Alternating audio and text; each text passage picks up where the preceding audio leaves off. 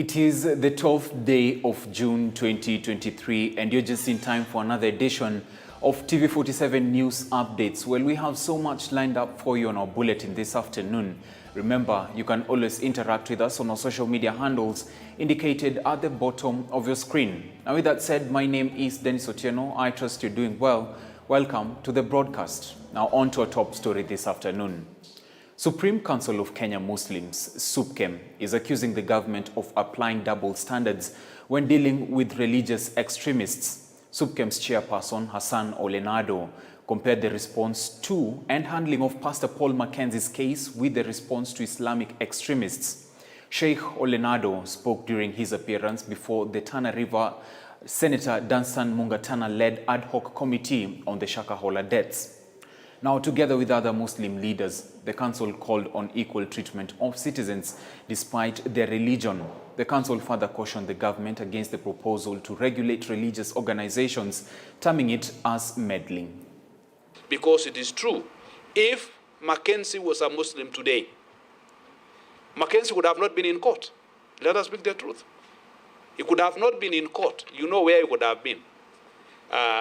Sorry, madam. I'm not, because I'm just saying what had actually been happening. Mackenzie's family could have not been where they are today.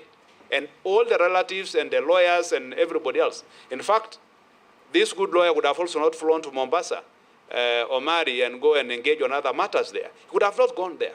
Because you know Omari would have, what could have happened to him if that person was a Muslim. Madam, we are just saying, Chair, what we have been going through in this country. And I think it's unfortunate that we are comparing it, but I believe that we are comparing it for good. We actually want to have something good for every one of us. So that next time such a crime happens, we should not be saying, why is this happening and not happening with the other person. That is the only reason why we wanted this thing to come out now, so that it is clear to every one of us. Now, residents of Kerugoya in Kirinyaga County are eagerly anticipating receiving a wide range of specialized services which they have always had to seek from facilities outside the county. This is with the opening of the Kerugoya Level 5 County Referral Hospital, which will be unveiled by President William Ruto on Tuesday.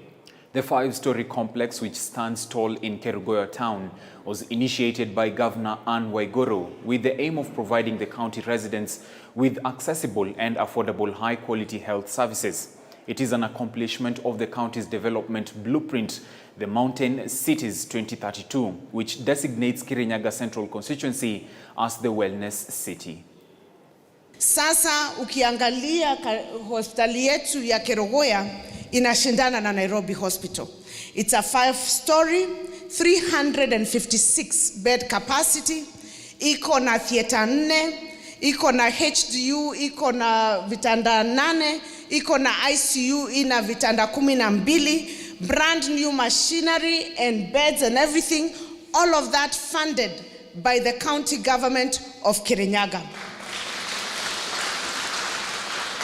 We shall be doing referrals where necessary, but with this kind of facility that we've already developed in Kirinyaga County, I can assure the Kirinyaga population that most of the specialized services, as I've put it, say ICU, HDU, are going to be done within this facility. Hospitali yetu ikifunguliwa, tutapata matibabu kwa njia rahisi, kama ni mambo ya theater, vipimo mbalimbali. Huwa tunapata shida kubwa sana. Tukitoka huko nje, hakuna pesa, unaona uchumi iko juu. Sasa hii serikali kitufungulia hii hospitali yetu, tutafurahi sana. And still on matters health, Kajiado Referral Hospital has received a major boost after receiving a donation of surgical equipment aimed at improving service delivery to its patients. The hospital received a gasless laparoscopy machine, which incorporates modern technology in surgical procedures. The health department in Kajiado County lauded the donation, saying it has come at a fitting time and will improve healthcare services from the hospital. Equipments are going to improve the outcomes of our surgeries, because cases that were being done open surgery are now going, some of them are going to be done using the laparoscopic equipment. And that one means that the outcomes, the risk of infection is going to be reduced, the outcomes are going to be improved. Traditionally, these are procedures that were done, in big hospitals like Kenyatta, but now we are going to start doing here. So it's a game changer, and this can now bring this expensive commodity and service to even these low-income settings. We have already initiated this project at Chogoria Hospital and then gone to Kisii, Nakuru, Kiambu, and as I talk to you, Kivimbi Hospital in Kirinyaga County. My humble request to the medical superintendent, the surgeon, the director, that let's put this equipment to good use and make sure that our patients benefit. Meanwhile, a worrying trend involving the rise in cases of abandoned children has Kiambu County officials raising alarm. Kiambu County CEC for Roads, Mboro Kang'ethe, confirmed that numbers of abandoned children in the country has been on the rise since the onset of COVID-19. Separately, in a donation exercise at Makimei Children's Home in Kiambu, the stakeholders called on parents to own up to their responsibilities as well as donate to vulnerable and needy families in the society.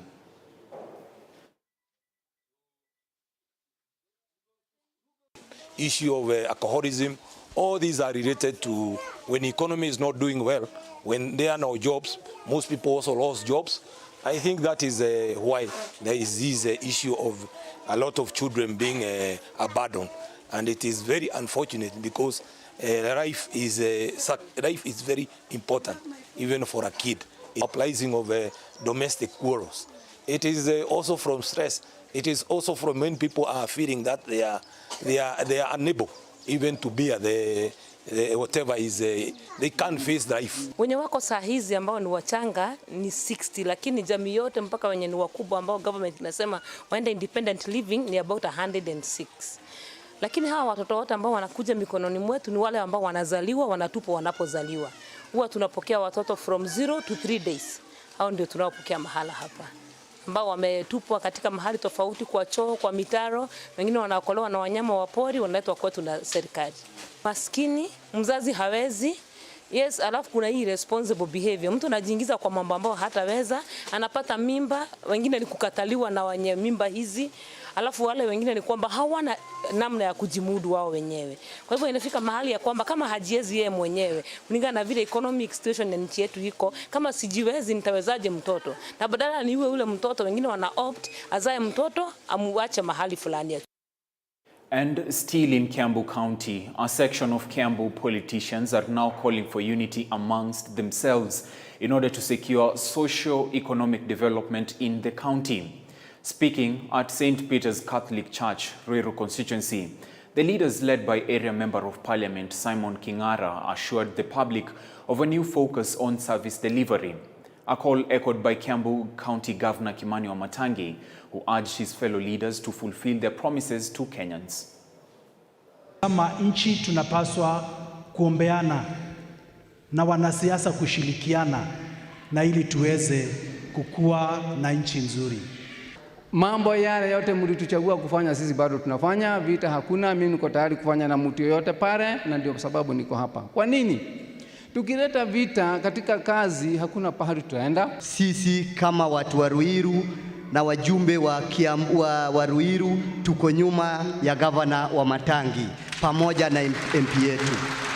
Sasa mimi hata nitaomba majority leader aongee na MP yake a support governor, ndio tuende pamoja. Ufikiria ati ukiwa mheshimiwa umechaguliwa MP, ati ukiwa na mdomo kubwa sana ndio kazi hufanyika, ama ukiwa wewe hupiga kelele sana ndio kazi hufanyika. Lakini the opposite is true. Yule mtu anakuwa anachunga maneno yake kabla hajaongea na anapanga vizuri, alafu akienda kuongea naongea ile kitu itawezekana. Huyo ndiyo mjumbe ambaye anajua kuwakilisha watu, na historia itawaambia hiyo ni ukweli. Kwa hivyo huyu mheshimiwa huyu King'ara ni rafiki yangu, ninamheshimu kwa vile yeye anajua kupanga mambo yake polepole kwa ile njia inayofaa.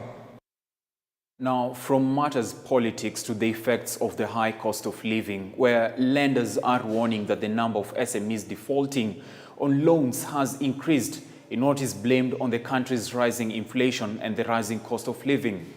The lenders also believe that while the Finance Bill 2023 seeks to raise revenue for the government, it could also plunge SMEs into deeper financial trouble. Anthony Mwangi, Managing Director of lending company Incredo, however, maintains that despite this reality, lending institutions have a responsibility to support SMEs. A tough call, I would say, that when you increase fuel from 8% to 16%, then you can imagine where the cost of fuel will be. People are struggling currently at the high prices of fuel. And it's a global issue, yes, we accept. But of course, maybe an increment of 8% is something that possibly we need to ask ourselves as Kenya how sustainable it is, because it's going to have its own immediate ripple effect that is going to be long term.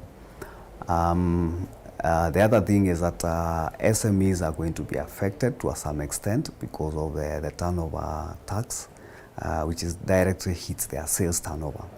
An increment of 1% to 3% is going to directly affect even us who are intermediating the SMEs, because we know the kind of impact it will have at the very beginning. When you tax, then you kind of reduce the margins there. The margins that are also very thin at the moment. Now, what maybe I would encourage is that businesses will need to be very resilient in terms of how they can be able to increase their volumes, because it's through increasing volume that you can be able to mitigate the effects of the kind of tax we are likely to experience. Now, the principal of an award-winning school in Kitui County is urging parents to be actively involved in the academic activities of their children so as to boost their performance during national examinations. Speaking during the school prize-giving day in Sombe Girls in Kitui East, Kitui County, Anastasia Mutinda, the school principal, also called upon both the national and county governments to ensure that there is enough infrastructure such as laboratories and classes so that the students can learn without challenges. The academic journey with your child. If you have to see the outcome, you must be figured out in the process. Let us be true or genuine friends and teachers to our children. Let us pay fees in time, and fees paid in kind is acceptable. Parents also kindly know this, that what you can no longer accept, what you can no longer tolerate, what you expect from the students is due to setting of standards for what you consider acceptable. Give us the support that we deserve. Give us the support that we need so that we can be able to make it. Because without you, then we cannot do so. Performance in KCSE of this school has been on an upward trend. We had 1 A-, we had 4 B+, we had 40 students with a B con. We had 32 with a B-. Now, from the eastern region to the coastal region of the country, where drama unfolded at a beach property in Malindi town, Kilifi County, when two investors fought over a prime beach property. The scene started when one party of the investors with goons tried to access their beach property through a rival investor's property, which they claim is a public beach access road.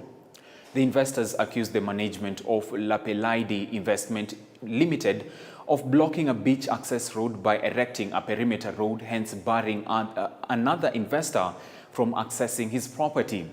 However, the manager of Lapelaide Investment Limited alleged that the road is his property and that Mr. Shelali had forcefully encroached on his property in order to access his property that sits on riparian area.